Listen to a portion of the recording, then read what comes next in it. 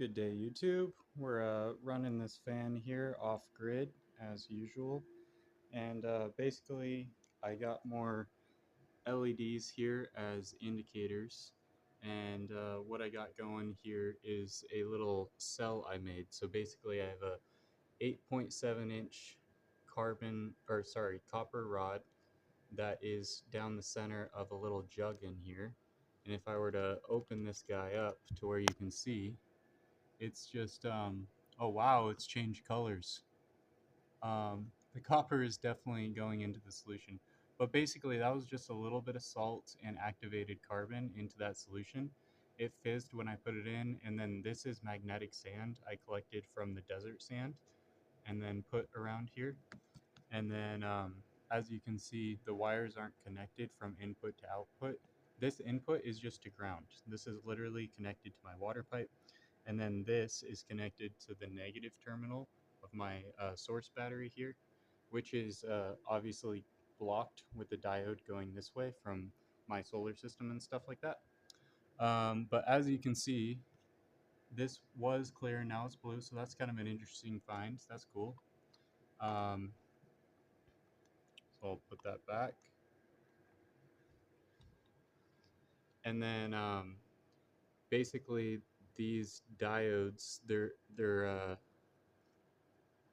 light emitting diodes are acting non-linearly, so it allows the scalar electromagnetic field to collapse through them. And so these run 24/7. These are free lighting for 24/7. I can just run more LEDs and light my whole garage like that for free out of the scalar electromagnetic potential collapse. If you do this, you have to be careful by adding a resistor. It's so bright you can't even see the resistor, but it's a 1,000 ohm resistor right there. And that helps keep you safe, dissipate that heat. Delta V equals IR, right? So you increase R and you drop the current component for that amount of potential you have stored in the ether.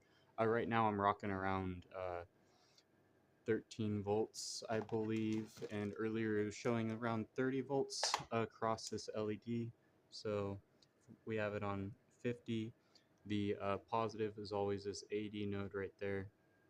So we'll go positive on this side.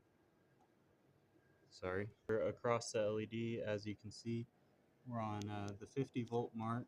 So that means we're 6 volts across this LED, which is kind of cool. And then the 10 volt mark, just to confirm that. If I can touch it again. I can't seem to get good contact, but it looks like maybe closer to 5.5 volts actually. And at one point I measured a lot more than that. It seems that it's a decent amount of potential here. So this source battery has been isolated all week from the rest of them, and I'll go ahead and measure that as well. Prop this up for you. Okay, measuring the source battery terminal now across from the negative to the positive, and we are definitely above 10, so we'll go to the 50 mark.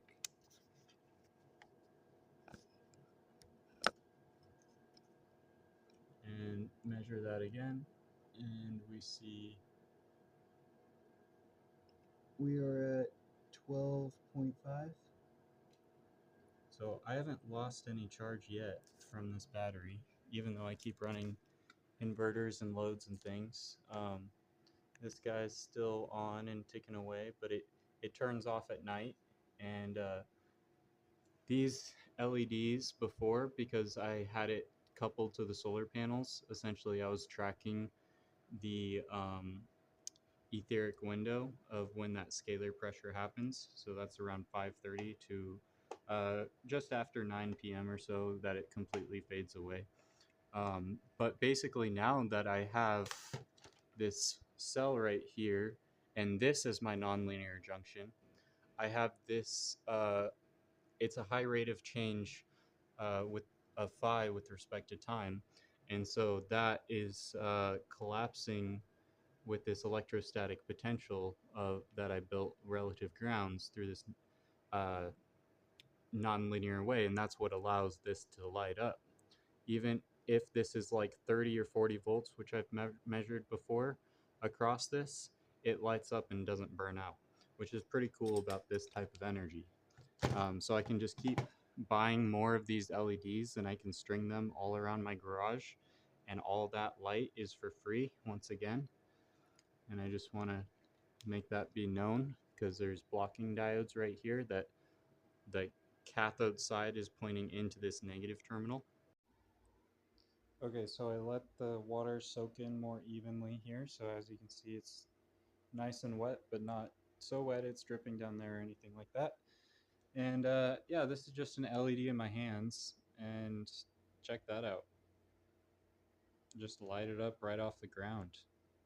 Do. You know, like maybe I'll just like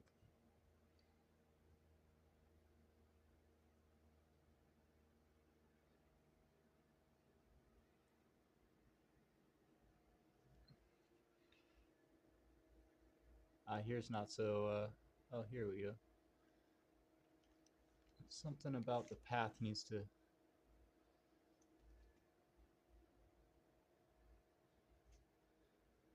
There we go.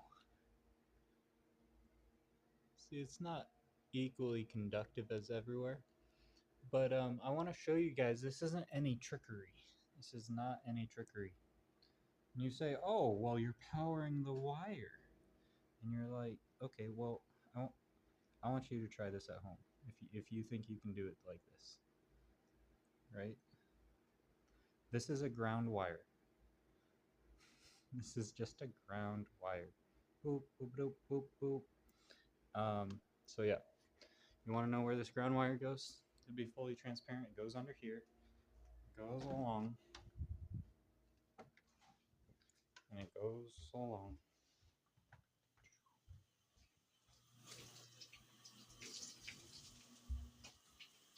And it goes in here. And it touches this metal fitting. Oh, look at that. That's so cool. So this is under my sink, touching the brass hose fitting with the LED.